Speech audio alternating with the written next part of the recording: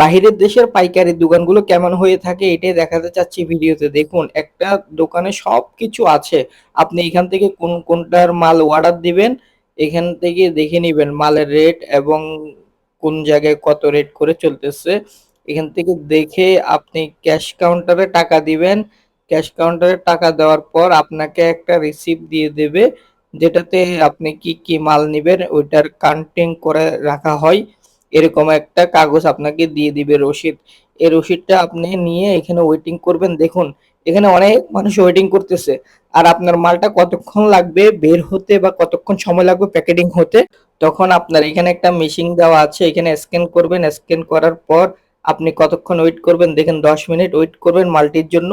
10 minute পর আপনি চলে আসবেন আপনি মালটি নেওয়ার জন্য। আপনি যেখানেই থাকুন না কেন, দেখুন এখানে কাউকে বলা লাগবে না যে আমার মালটা কতক্ষণ লাগবে, এই কতক্ষণ লাগবে প্যাকেটিং করতে। আপনি এখানে ওয়েটিং করবেন।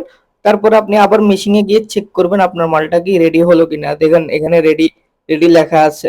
তো রেডি লেখা আছে, এখন আপনি এখানে স্লিপটা ওদেরকে দিয়ে দিবেন।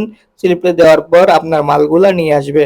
আপনার মালগুলা তারা নিয়ে আসবে। নিয়ে আসার পর আপনি এখানে কাউন্টিং করে নিবেন আপনার সবগুলা মালের সাথে এবং রিসিটের সাথে সবগুলো মিল আছে কিনা, কয়টা মাল অর্ডার দিয়েছেন, কি মাল অর্ডার দিয়েছেন।